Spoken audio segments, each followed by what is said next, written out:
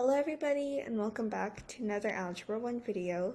Today we will be continuing Chapter 5, Lesson 5.4 on function notation. In Section 5.3, you learned that you can write a linear function in the form y equals mx plus b or slope-intercept form. By naming a linear function f, you can also write the function using function notation. And here's how it would look like. F of x equals mx plus b. Now this is still the exact same function, except rather than y equals, we have f of x equals. Now f of x is just another name for y. I like to think of it as a fancy way to write y. If f is a function and x is in its domain, then f of x represents the output, aka the y values, of f corresponding to the input x. You can use letters other than f to name a function such as g or h. So you can write g of x or h of x. For our first example, we're going to evaluate f of x equals to negative 4x plus 7 when x equals 2. This just means that we're going to substitute 2 for x. So replace both of your x's with 2, the x that's in negative 4x plus 7, and also the x in f of x.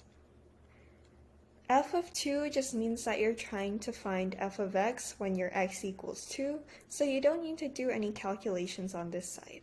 But you can go ahead and find what f of x is by simplifying negative 4 times 2 plus 7.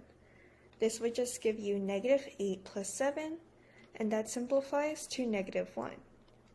So your answer is when x equals 2, f of x equals negative 1. It's very similar to problems when they're asking to find y when x equals a certain value, except this time we're just using the function notation.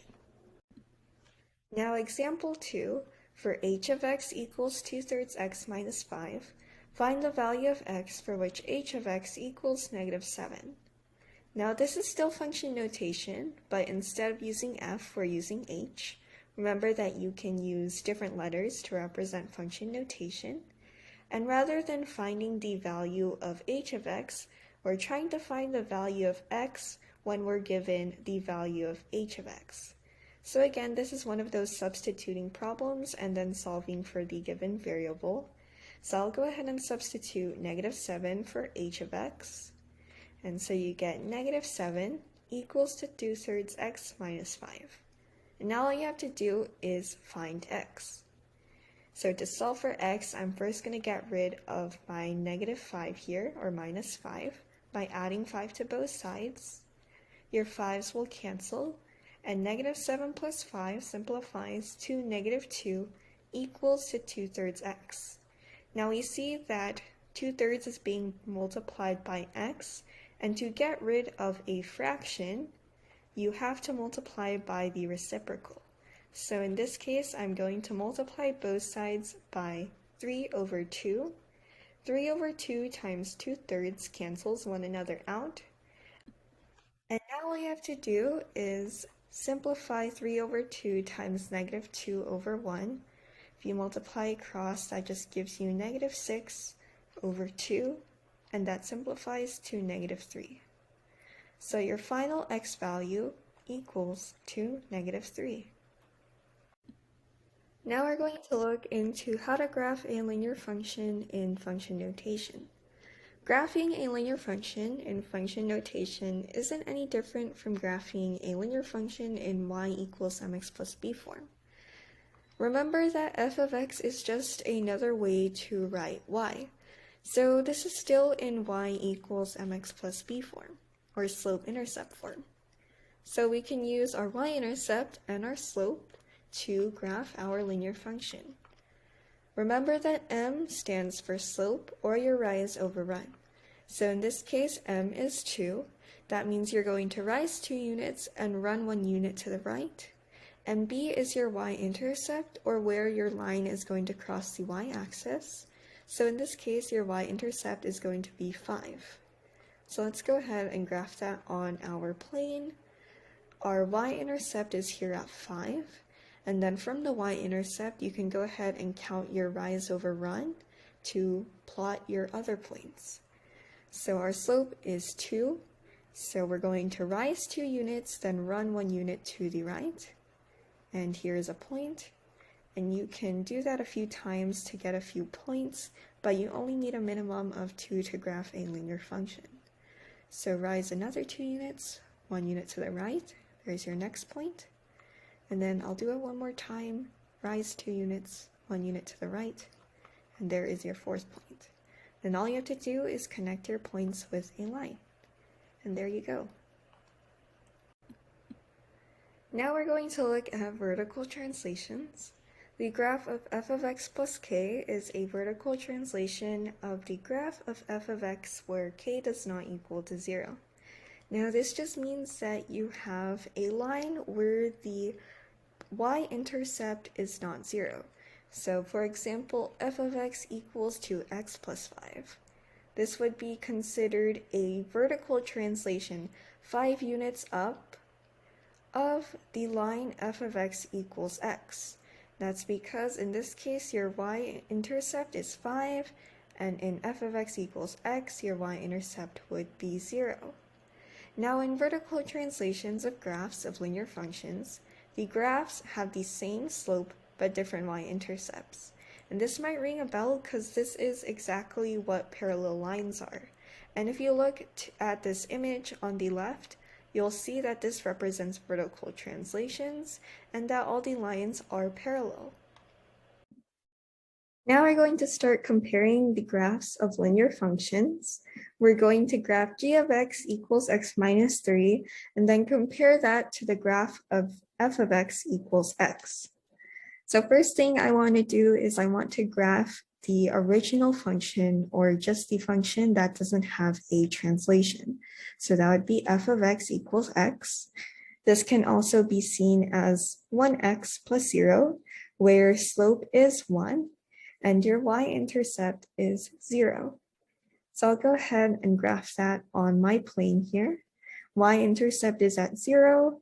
And now from the y-intercept, count your slope so that you can plot your other points. You're going to rise 1 unit, run 1 unit to the right. There's your other point. And I'll do that one more time. Rise 1 unit and run 1 unit to the right.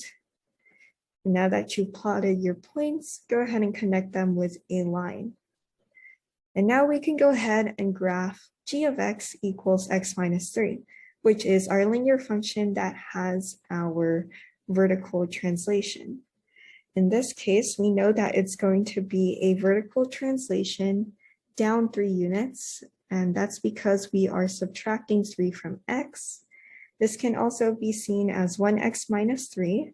Again, our slope is the same. It's going to be 1 over 1. And then our y-intercept is going to be different. And this time it's going to be negative 3. And remember, these are parallel lines, so we have the same slope, different y-intercept. Our y-intercept is here at negative 3, and now we can graph our other points by using our slope. So rise 1 unit, run 1 unit to the right. There's your other point. Rise 1 unit, run 1 unit to the right. There's your 3rd point. And connect them with a line. And if you see here, the graph of G is going to be a vertical translation 3 units down of the graph of F. And if you were to look at the points you plotted for your original function f of x equals x, you'll see that they are just brought down 3 units to graph g of x equals x minus 3.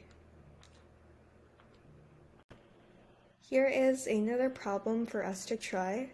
We're going to graph g of x equals negative 2x plus 3 and compare that to the graph of f of x equals to negative 2x.